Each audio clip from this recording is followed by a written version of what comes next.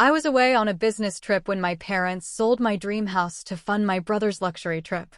When I returned, my dad grinned, "Your house paid for their fun." I smiled again. Frustrated, he barked, "What's so funny?" I replied, "The house you sold was." This isn't just a story about losing a house. It's about a betrayal so deep, so gut-wrenching, it shattered my entire world, all at the hands of the very people who were supposed to love me most. What would you do if your own family sold your home, your dream, just to fund their lavish lives and your brother's endless indulgences? My name is Garrett Miller, and at 34, I'm an international marketing consultant. I've been living independently since I was 18, when I left my middle-class home in Pasadena, California, determined to make my own way. I'm not one to dwell on the past, but to truly understand what happened, you need to know how I grew up, in a family where love always seemed to tilt in one direction. My parents, Robert and Linda Miller, were ordinary people, living what looked like ordinary lives. My father worked at a bank, my mother was a freelance accountant. We had a small house with a white picket fence, a minivan, a life outsiders would call stable. But inside that house, things were anything but stable. I have a younger brother, Brian, for years my junior, and from a young age, I could feel the stark difference in how my parents treated us. Brian was the golden boy. Always. He was lazy, never holding a job for more than 6 months, but my parents? They always sheltered him, always made excuses. "Brian's still finding his way," my mother would say, even when he quit his 5th job because his boss just didn't understand him. Meanwhile, I worked my butt off. I paid my own way through college, juggling 3 jobs, waiting tables, delivering packages, working as an office assistant, just to graduate debt-free. I didn't resent it then. I truly believed my hard work would pay off. And I had one person who always believed in me, truly, my grandfather, Norman. Grandpa Norman was my rock during those tough years. He was a tough man, a construction worker with rough hands, but the warmest heart. He'd sit with me on the porch, telling stories of his youth, how he built his life from nothing. "Your strength is your true asset," he'd say in his deep, steady voice. "Money, houses, cars, they're just tools. But your will, Garrett, that's something no one can take away." Those words etched themselves into my mind, a small flame guiding me through countless exhausting days. When he passed away, I was 18. He left me a trust fund, a sum of money I could only access partially at 25, provided I proved myself worthy. And I did. After 7 relentless years of work, I used part of that trust to make a down payment on an old craftsman house in the Pasadena suburbs. It wasn't a mansion, nothing flashy, but to me, it was everything. That house was my dream. A single-story wooden home with a wide porch, stained glass windows, and a small backyard garden. It was old, needed repairs, but I loved every crack in the hardwood floors, every chipped brick in the fireplace. I spent months fixing it up myself, sanding the floors, repainting the walls, replacing window panes. I even planted a rose garden in the backyard to honor my grandmother, who loved roses more than anything. Every time I stood in that garden, breathing in the sweet scent of the flowers, I felt like she was still there, smiling at me. But my parents and Brian? They never understood the value of that house. To them, it was just a pile of old wood. The kitchen's outdated. The walls are peeling. It's a waste of money to fix, my mother once mocked when I invited them over for dinner to show off my new home. Brian was worse. He scoffed, calling me crazy for investing in a chicken coop when I could have bought a modern downtown apartment. I just smiled because I knew they didn't get it. That house wasn't just a place to live, it was a symbol of the years I'd fought, the sleepless nights working, the times I told myself to be stronger.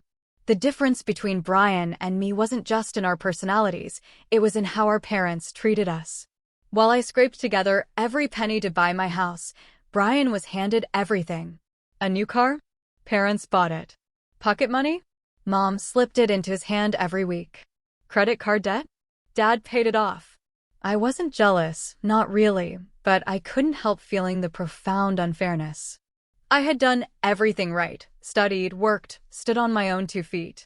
Yet, every time I visited home, I'd hear my mother gush about Brian's new opportunities, or my father talk about how Brian was about to do something big. Brian's big moment never came. I remember one time, after I'd just been promoted at my consulting firm, I went home for dinner. As usual, Brian was complaining about being fired again. My boss didn't know how to use me, he said, holding a beer, glaring at me. Not everyone's as lucky as you, Garrett, always having everything handed to you. I was stunned. Lucky me? The one who worked himself to exhaustion to get where I am? But I didn't respond. I just ate my dinner in silence and left. I'd learned that arguing with Brian, or trying to explain things to my parents, was utterly pointless. Everything changed when I received a huge opportunity, a 6-week international consulting project in Europe, spanning London and Frankfurt. It was a pivotal project, the kind that could elevate my career to new heights. I was thrilled, but also anxious. 6 weeks was a long time, and I didn't want to leave my house empty. So, I asked my parents to look after it. Just stop by a few times, check the locks, water the rose garden, I said. A small task, right? But when I handed the house key to my father, a strange, uneasy feeling crept into my heart, as if I had just entrusted a piece of my soul to someone who didn't truly value it. The last dinner before my flight took place at my parents' house, that small home in Pasadena with the white picket fence and the smell of grilled meat from an old barbecue. I arrived in a light mood, hoping for a warm evening before heading out. But the moment I stepped inside, I felt that familiar atmosphere, my mother bustling in the kitchen, my father watching football, and Brian, as usual, complaining. He was sprawled on the sofa, phone in hand, his voice dripping with frustration. Work sucks. My boss keeps giving me pointless tasks. I can't waste my youth at that company. I glanced at him, resisting the urge to ask what these pointless tasks were. Instead, I nodded, sat down at the dinner table, and tried to focus on the plate of steak my mother had just brought out. Garrett, tell me about your Europe trip, my mother said. But I knew she was only asking out of courtesy. I started talking about the project, an international marketing campaign for a major corporation, requiring me to work in London and Frankfurt, meet executives, build strategies from scratch. It was a chance for a promotion, a chance to prove that my years of hard work hadn't been in vain. But as I spoke, my mother's eyes drifted to Brian, as if he were the one who needed attention. Brian's considering a new job, she interrupted, her voice brimming with excitement. A tech startup, they say it's very promising. I paused, the food in front of me suddenly losing its appeal. Brian, who had never held a job for more than 6 months, now had a promising opportunity. I looked at him, hoping to see some enthusiasm, but Brian just shrugged, eyes glued to his phone. Maybe, he mumbled. But it's stressful. I need a break first. I swallowed the question rising in my throat. A break? You've been on a break your whole life. My father, who usually stayed quiet during dinners like this, suddenly spoke up. Garrett, you're going away for so long. What about your house? I seized the chance to change the subject. Can you and Mom look after it for me?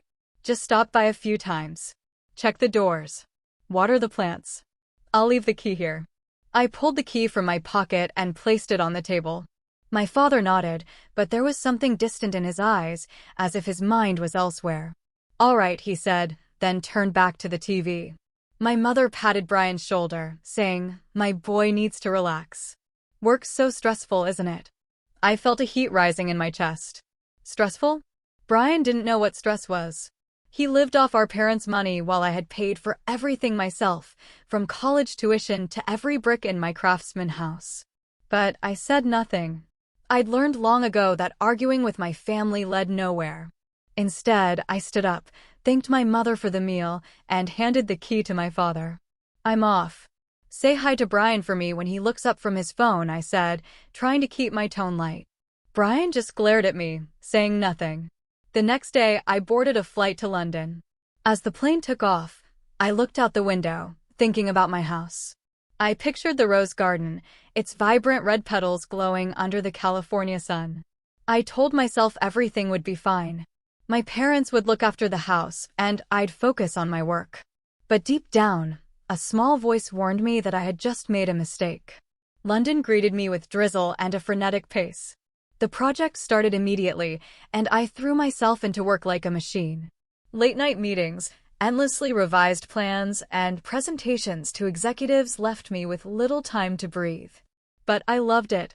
I loved the challenge, the chance to prove myself. Each night back at the hotel, I checked emails, sent reports, and sometimes allowed myself to dream of returning home, walking into my craftsman house, sitting on the porch with a cup of coffee, gazing at the rose garden. But around the third week, I received a message from Brian. Not a check-in, not a greeting, just an Instagram link. I opened it and saw a series of photos of him in the Maldives, white sandy beaches, crystal-clear infinity pools, and a luxurious bungalow with an ocean view. Brian, in a white linen shirt, was grinning beside a girl I'd never seen. The caption read, "Paradise found." Need more days like this.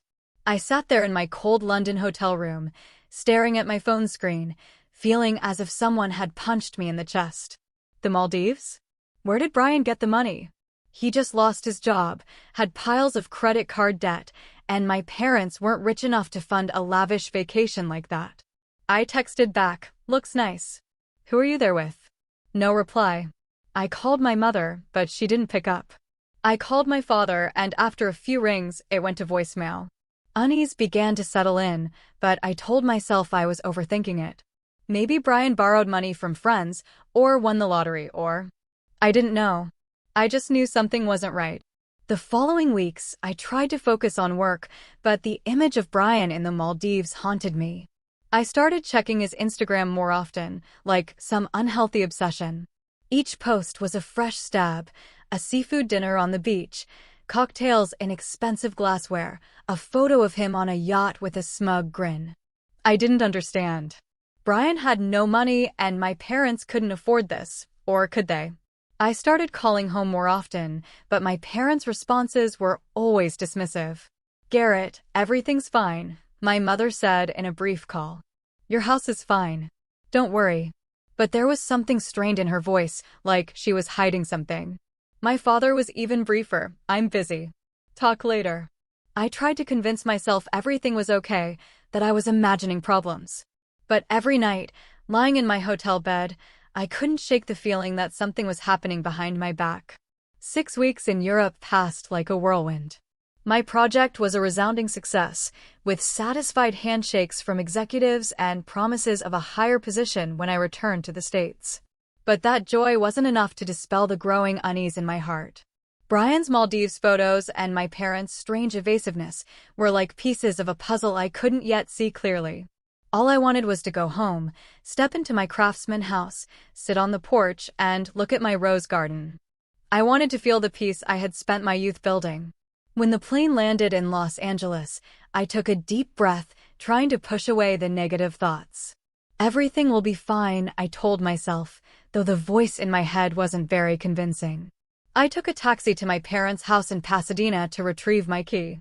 On the way, I checked Brian's Instagram one more time, like an addiction I couldn't shake. His latest post made me freeze. It was a selfie of Brian standing in front of a shiny new SUV, a smug grin on his face. The caption read, "Welcome to the new ride." My heart pounded. Brian didn't have money to buy a car. He had just lost his job, with debts piling up. So, where did this car come from? When the taxi pulled up to my parents' house, I noticed a detail that made my chest tighten. Parked in the driveway was a brand new sedan, gleaming under the California sun. Not Brian's SUV, but another expensive car. I stepped out of the taxi, gripping my phone tightly, feeling as if a boulder was pressing down on my shoulders. My father appeared at the front door, wearing a new shirt, his eyes cold and emotionless. "Come in, Garrett," he said, his voice low, but lacking its usual warmth. "We need to talk." I stepped inside, the air heavy, like the calm before a storm. My mother was sitting at the dining table, her hands clasped tightly, her eyes fixed on the floor. Brian wasn't there, but his presence loomed like a shadow. I set my suitcase down, trying to keep my voice steady. "Where's my house key, Dad?" I asked, but the look in my parents' eyes told me the answer wouldn't be simple. My mother looked up, her lips pressed tight, then said, her voice trembling. Garrett, your house. We sold it. The world around me seemed to stop. I stood frozen, my ears ringing as if someone had just punched me in the face. Sold? I repeated, my voice barely a whisper. Sold my house? What do you mean? My mother looked away, unable to meet my eyes. My father crossed his arms, his voice firm. We needed the money, Garrett. Brian needed a fresh start. He deserved to enjoy himself a little. And I needed a new car. I stared at my father, feeling like I was looking at a stranger. My house, I said, my voice shaking with anger. I spent my whole life buying it. Every dollar, every hour of work, every callus on my hands from fixing it up. You sold it to buy a car for you and to pay for Brian's Maldives trip. I was almost shouting, but my father just shrugged as if it were obvious. You're always fine, Garrett, he said. You have a good job. You have money. Brian doesn't. He needs us. I felt my blood boil. Brian's 30 years old. He can't hold a job for more than 6 months, and you still coddle him like a child. I turned to my mother, hoping for some remorse, but she just pressed her lips together, muttering, You don't understand, Garrett. Brian stressed. He needed a vacation to recharge. A vacation? I laughed bitterly, feeling like the world was mocking me. A vacation in the Maldives at a 5-star resort with his girlfriend and friends? And you sold my house to pay for that? To buy new cars? I stepped forward, grabbing my mother's hand, searching for a glimmer of hope that this was just a misunderstanding. But her eyes told me everything, the cold, undeniable truth. My craftsman house, where I had poured my sweat and tears, where I had planted a rose garden to honor my grandmother, now belonged to someone else. My father opened a drawer, pulled out a stack of crumpled bills, and placed it on the table. This is what's left after we sold the house, he said, looking at the crumpled stack of money on the table. I nearly lost it. I stormed out of my parents' house, leaving the key, the money, and refusing to hear another word from them. I took a taxi to my house, or rather, what used to be my house. When the taxi stopped in front of the craftsman house, my heart felt like it was being crushed. The stained glass windows were still there, but the curtains had changed. My rose garden looked different, as if someone had tampered with it.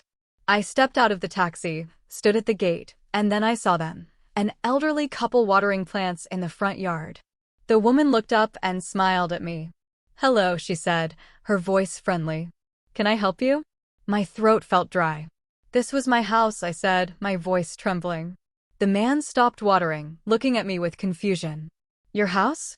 Are you Garrett? We bought this house a month ago from your parents. They said you'd moved abroad to live. I stepped back, my mind reeling. My parents didn't just sell my house. They lied, fabricating a story to justify their actions. I returned to the taxi, unsure of what to do. I called David, my best friend from college, now a junior lawyer. David, I need to see you right now, I said, my voice choked. David agreed to meet me at a nearby coffee shop. There, I poured out the whole story. From Brian's lavish Maldives trip, his new car, my father's new car, to the biggest shock of all, my craftsman house had been sold behind my back. Every word felt like a knife cutting into my heart. But I tried to stay calm, hoping David could help me make sense of it. David listened, his brows furrowed, his expression pensive. When I finished, he tapped his fingers lightly on the table as if organizing my words in his mind. Garrett, David said, his voice low but steady. Your house, it's not just personal property, is it? I mean, you mentioned you used part of your grandfather's trust fund to buy it, right? I nodded, feeling a spark of light in the darkness. My grandfather Norman's trust fund. I had used part of the trust to make the down payment on the house, but it was still tied to the trust, and I was the primary trustee until I turned 35. If your parents sold the house without your consent, that could be illegal, David said, his eyes lighting up. But I'm not sure about the specific terms of the trust. You need to meet with the lawyer handling the trust, Mr. Harrison, right? He's an experienced lawyer and known for being fair.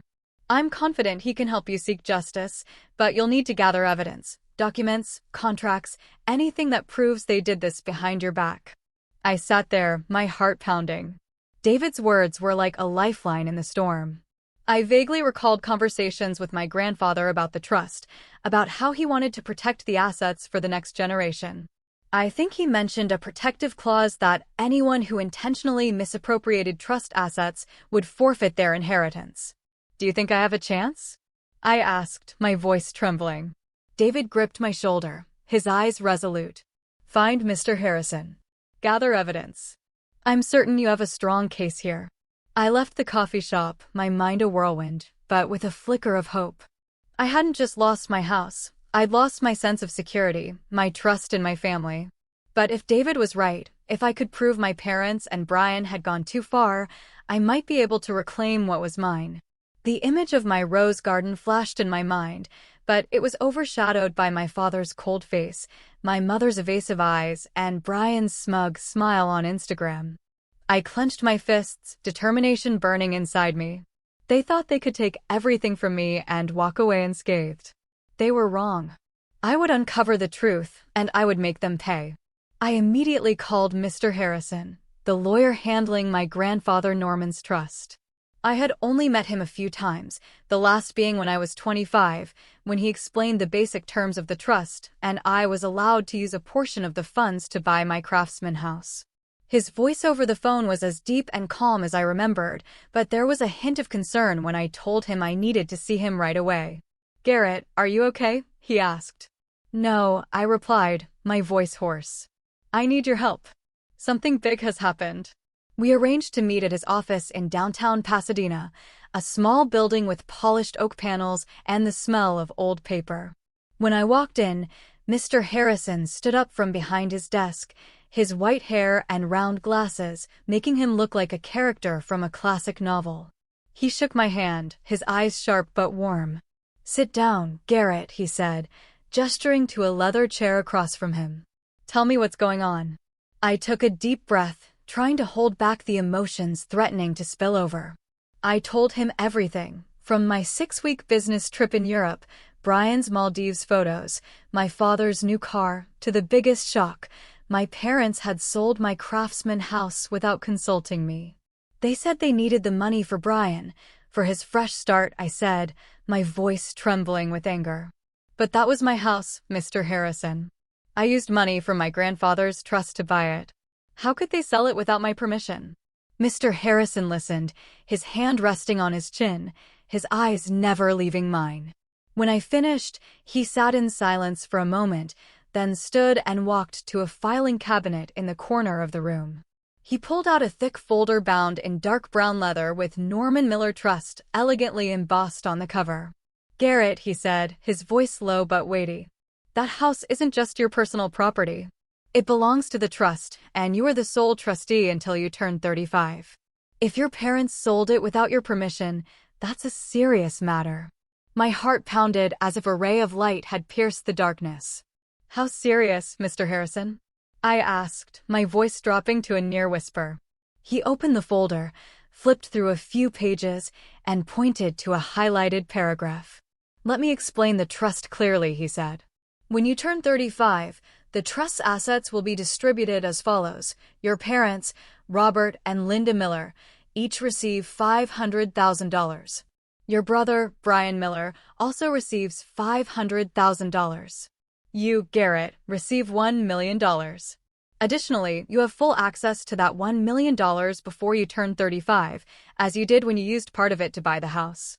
But your parents and brother can only receive their shares when you turn 35, and only if they comply with the trust's terms."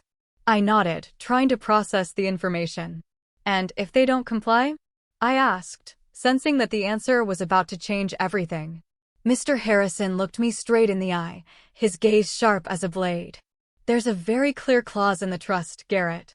Any beneficiary who forges, misappropriates, or sells trust assets without the trustee's consent, that's you, will immediately forfeit their inheritance.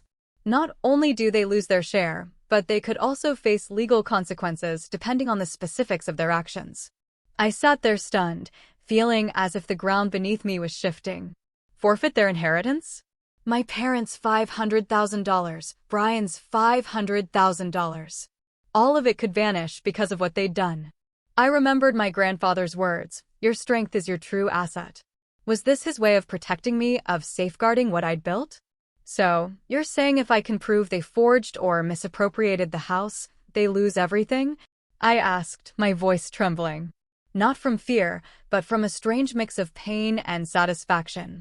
Mr. Harrison nodded. Exactly. But we need evidence, Garrett. Documents, contracts, signatures, anything that proves they acted behind your back.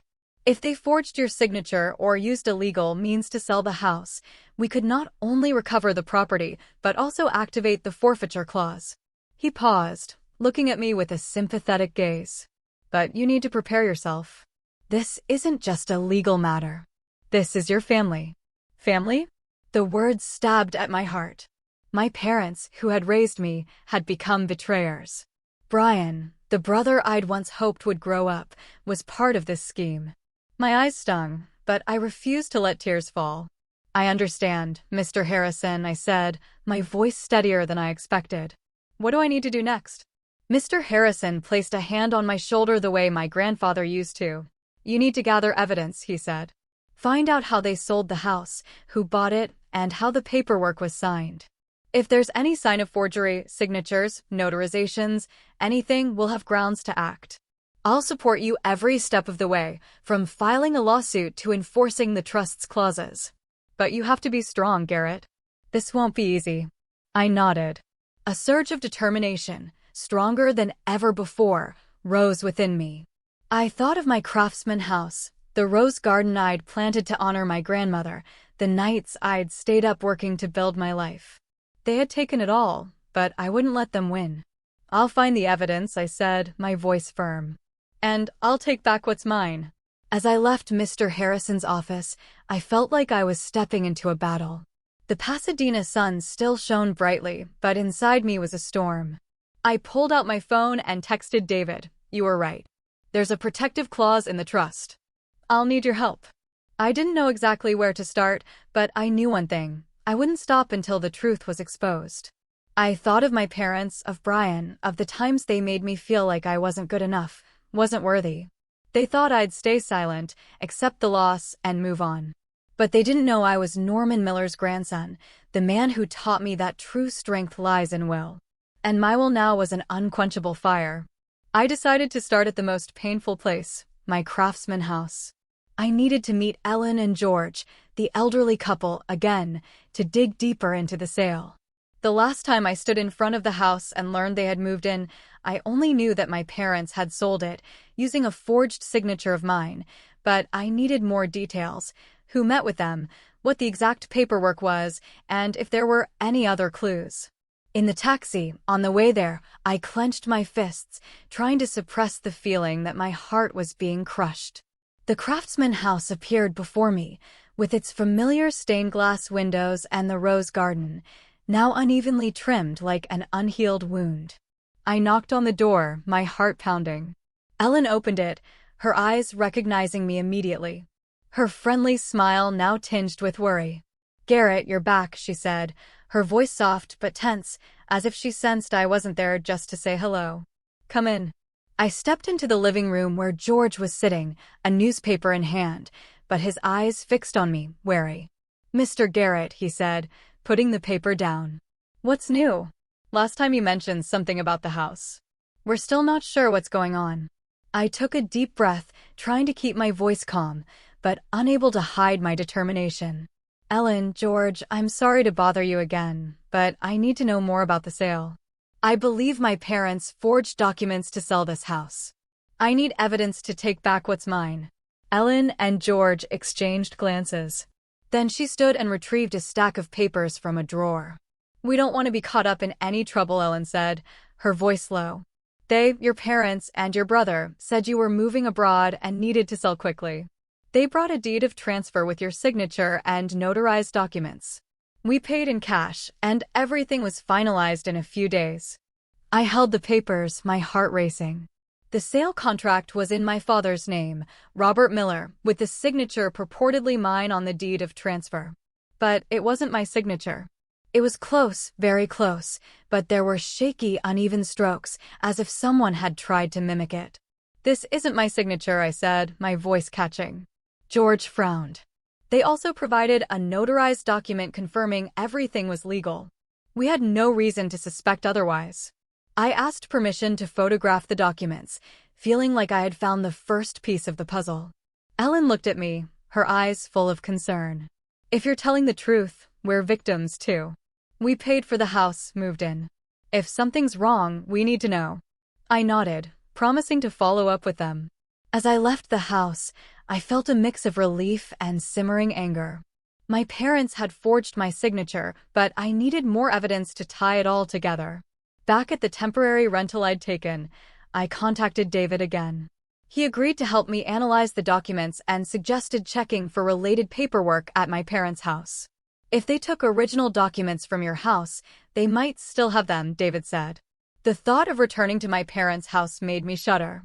But I knew I had no choice. I had to confront them, not to argue, but to act discreetly. I went in my parents' house one morning, knowing they'd be out grocery shopping. I slipped inside and quietly opened their filing cabinet. Inside were stacks of documents, bills, contracts, insurance papers. My heart raced when I found a folder labeled Garrett's House. I opened it, and it was the treasure I needed. Copies of the deed of transfer, notarized documents, and handwritten notes. I recognized my mother's handwriting immediately. Numbers, dates, and a note that read, "All cash offer, quick and clean." But what chilled me was the notarized document. The notary was listed as John Thompson, but the notary's signature looked sloppy, unprofessional. I photographed everything, carefully put it all back, and left before my parents returned. I now had nearly enough evidence, but I wanted to understand Brian's role in this. He wasn't just a beneficiary of the sale proceeds. He might have been part of the plan. I went back to Brian's Instagram, reviewing his Maldives posts. One photo showed him with an unfamiliar man, both standing in front of a real estate office. I zoomed in and recognized the logo of a local real estate company. This was a lead. I visited the real estate office, posing as a potential home buyer to gather information. The agent, a woman named Avery, was eager to assist.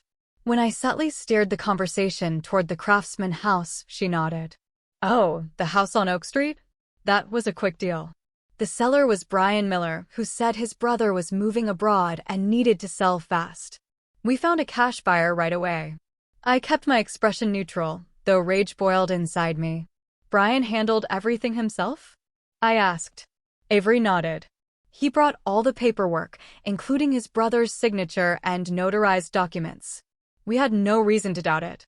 I left the office, my mind reeling. Brian didn't just know about the sale. He was the one who executed it. My father forged the notarization. My mother forged my signature. And Brian handled the transaction. They had worked together perfectly to steal everything from me. But they made a critical mistake. They didn't know the house was tied to the trust, and I had Mr. Harrison on my side. I contacted Mr. Harrison again, sending him all the evidence: the deed with the forged signature, the questionable notarized document, and the information from the real estate agency. He reviewed it, his voice over the phone calm but resolute. "Garrett, this is strong evidence.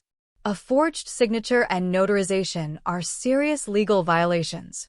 We can file a lawsuit to reclaim the house, and the forfeiture clause will be activated. But you need to be certain about this. Once we proceed, your family will never be the same." I fell silent, thinking of my parents, of Brian, of the family dinners that were now just memories. "They destroyed our family first, Mr. Harrison," I said. "I'm just taking back what's mine." He agreed, promising to prepare the legal documents. "Stay calm, Garrett," he said. "We'll do this the right way." When I hung up, I stood in front of the mirror in my hotel room, looking at myself. I was no longer the Garrett from 6 weeks ago, who believed his family would never betray him. I was someone new, forged by pain and determination. I thought of my grandfather, my rose garden, my Craftsman house. I would take it all back, not just for me, but for the promise I kept to him. True strength lies in will. After the call with Mr. Harrison, I knew I had enough evidence. The deed of transfer with a forged signature, the fraudulent notarized document, and confirmation from the real estate agency that Brian was the one who facilitated the sale. But filing a lawsuit wasn't enough. I wanted my parents and Brian to face the truth in front of the entire family, in front of the relatives who had watched me grow up, who had heard my parents boast about their golden boy, Brian. I wanted them to see the consequences of their actions, not through a cold legal letter, but in person, in a moment they couldn't escape.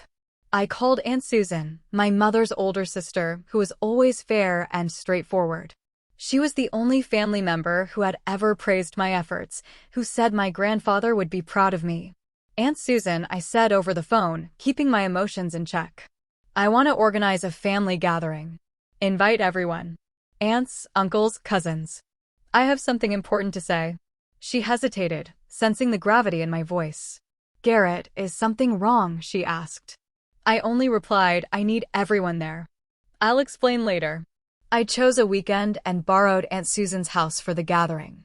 I told her it was a family update after my business trip. I didn't reveal the details, but told my mother I wanted to make peace after recent tensions. My mother, perhaps out of guilt or confidence that I had accepted the loss of my house, agreed immediately. That's good, Garrett, she said, her voice relieved. The family needs to come together. Brian will be happy to see his big brother.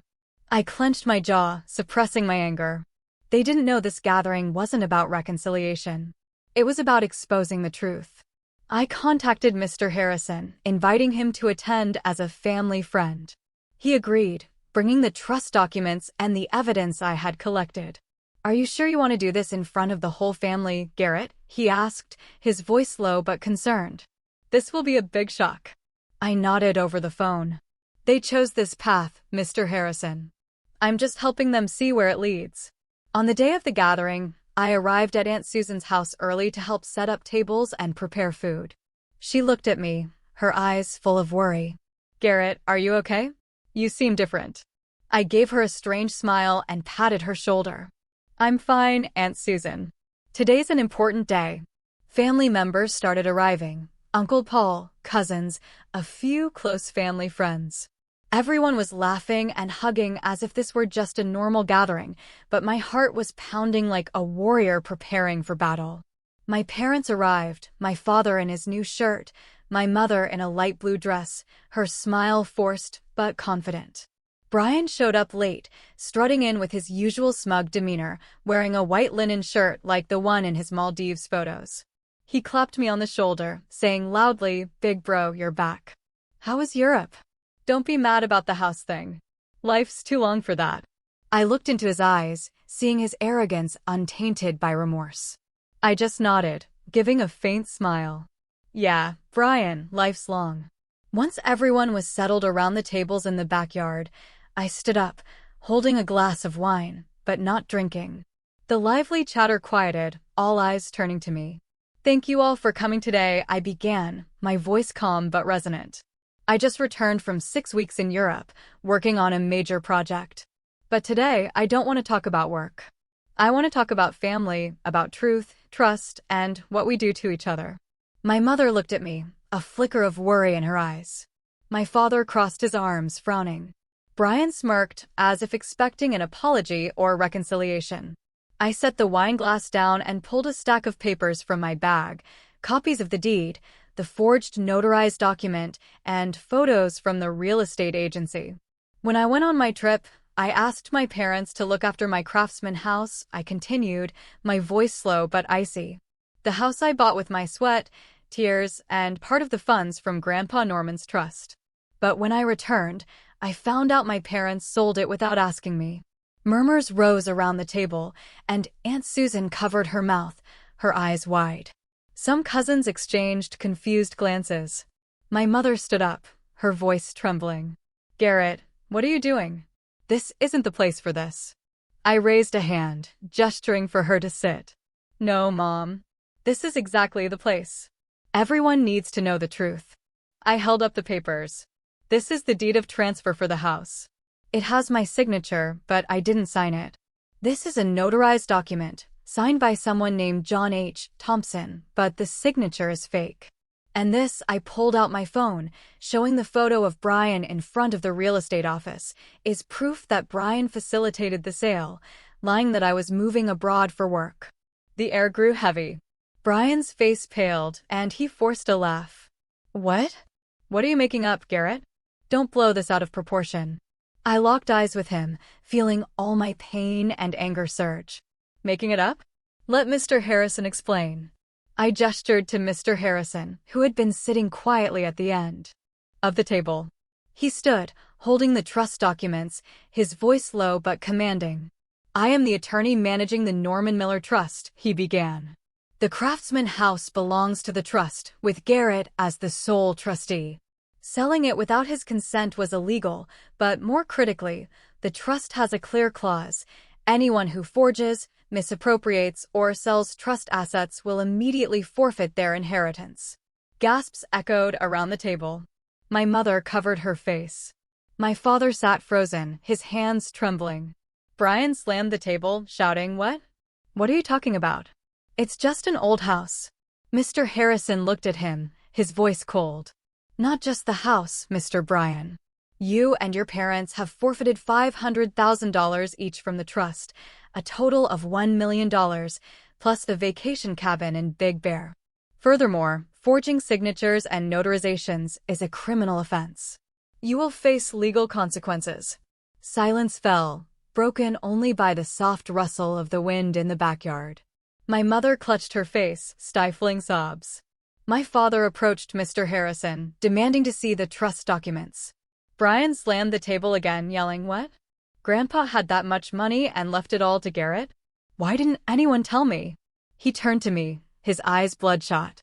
Garrett, you knew about this and said nothing. How selfish are you? I looked at Brian, feeling like I was staring at a spoiled child. Selfish, I replied, my voice calm but sharp as a blade. I worked my whole life to prove I was worthy of Grandpa's trust. You, Brian, only took handouts from Mom and Dad, living off deceit. Grandpa put me in charge of the trust because he believed I'd use it wisely. And now you've all stripped yourselves of your own inheritance. My mother rushed to me, grabbing my hand, tears streaming down her face. Garrett, I'm sorry. I didn't know about the trust. I just wanted to help Brian. You're his big brother. You can forgive us, right? You can share the inheritance as planned. My father turned, his voice hoarse. Garrett, we're family. You can't let us lose everything like this. Think it over. Brian jumped in, his tone almost pleading.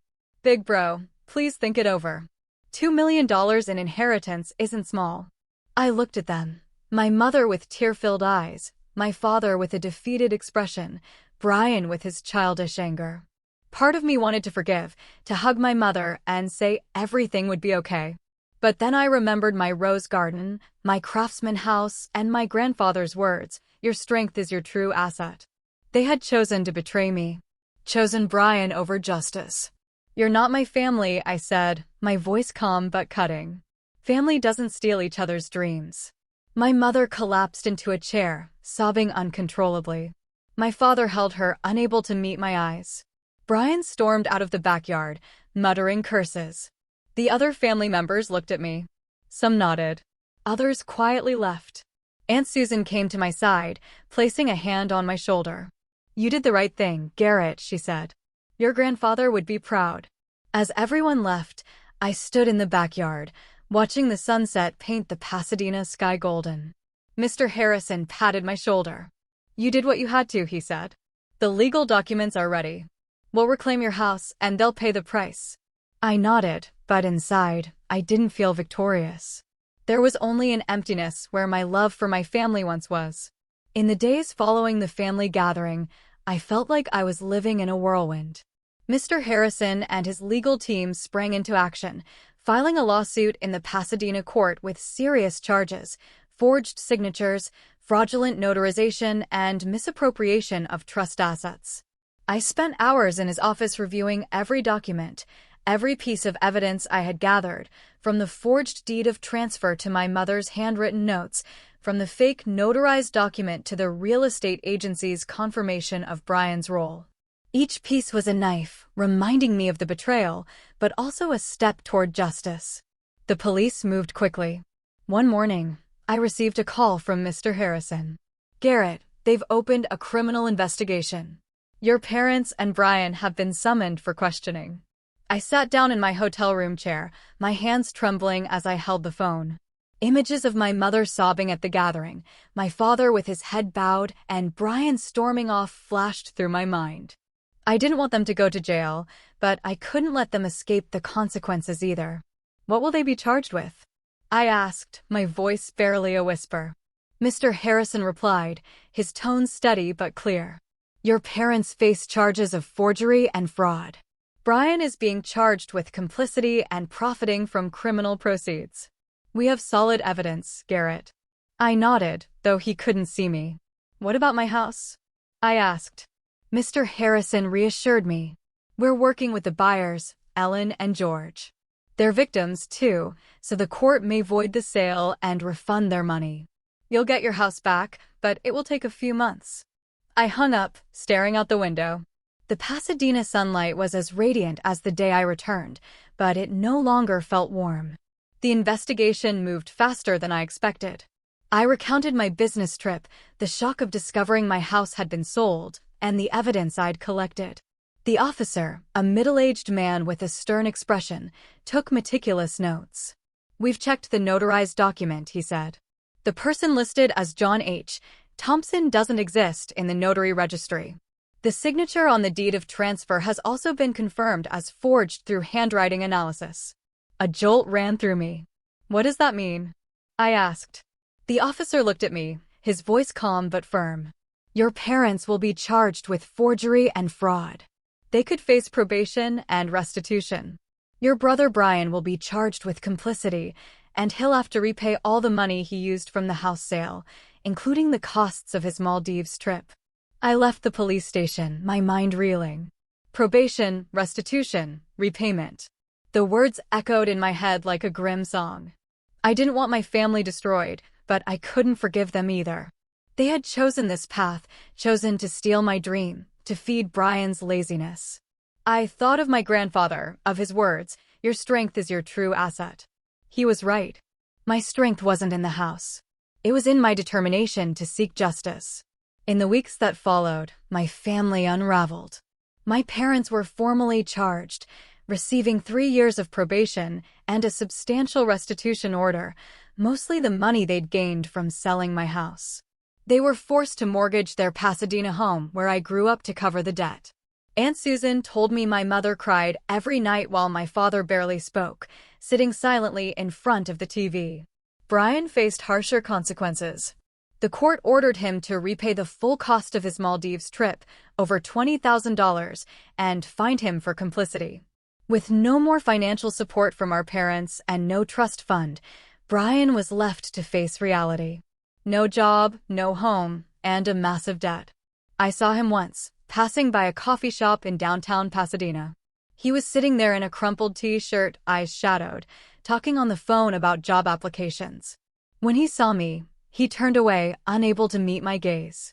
I didn't stop. I had nothing left to say to him. After 5 long months, I received news from Mr. Harrison. The court had voided the sale of the Craftsman house. Ellen and George were refunded, and the house was officially returned to my name.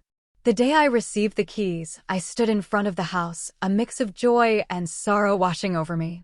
The stained glass windows were still there, but the rose garden had withered from neglect. I stepped inside.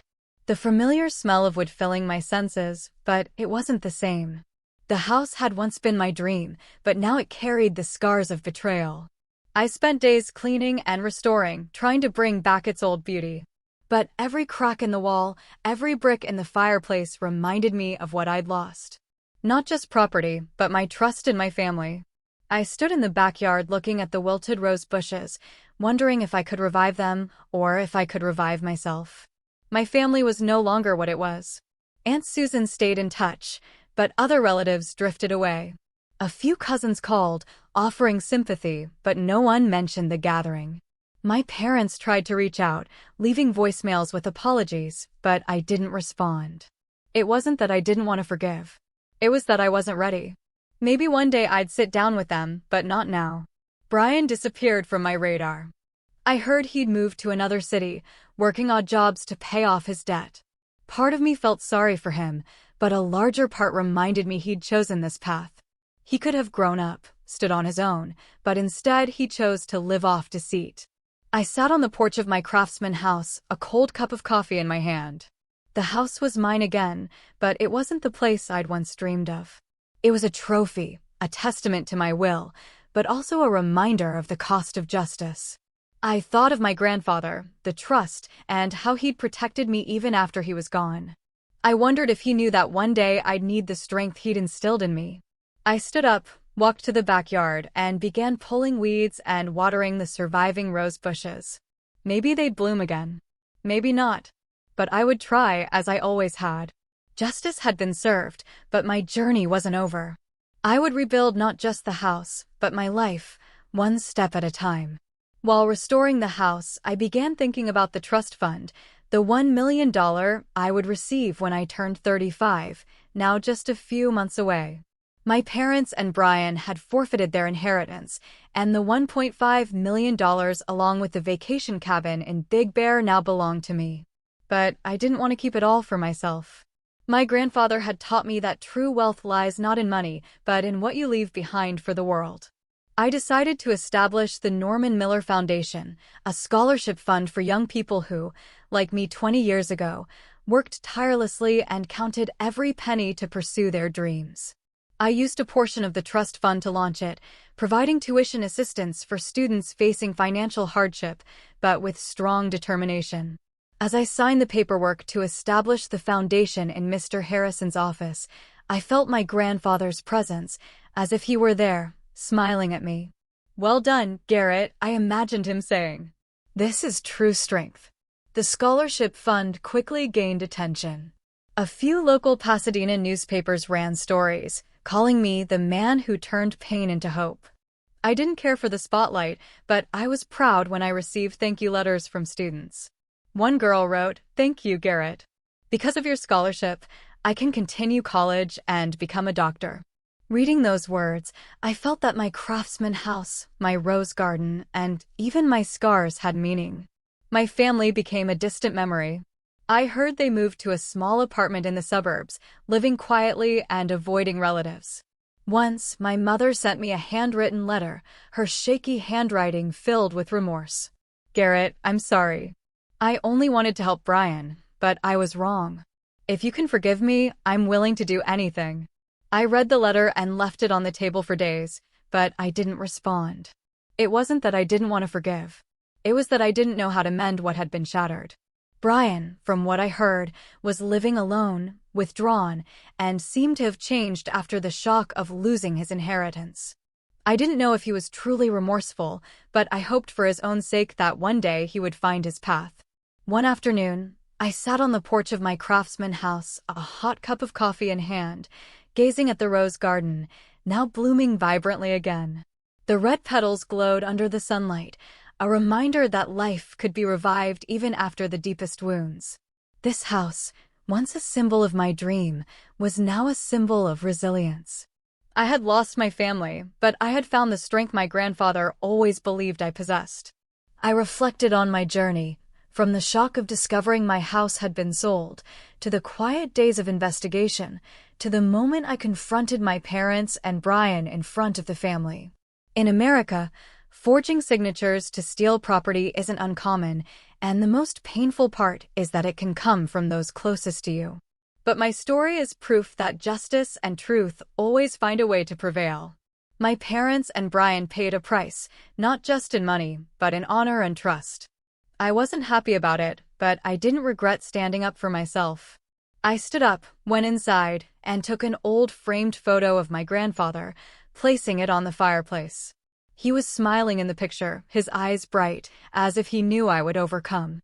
"Thank you, Grandpa," I whispered. Then I returned to the garden, picked up the watering can, and continued tending to the surviving rose bushes. My life, like this garden, would keep blooming. Not because I had everything, but because I never gave up.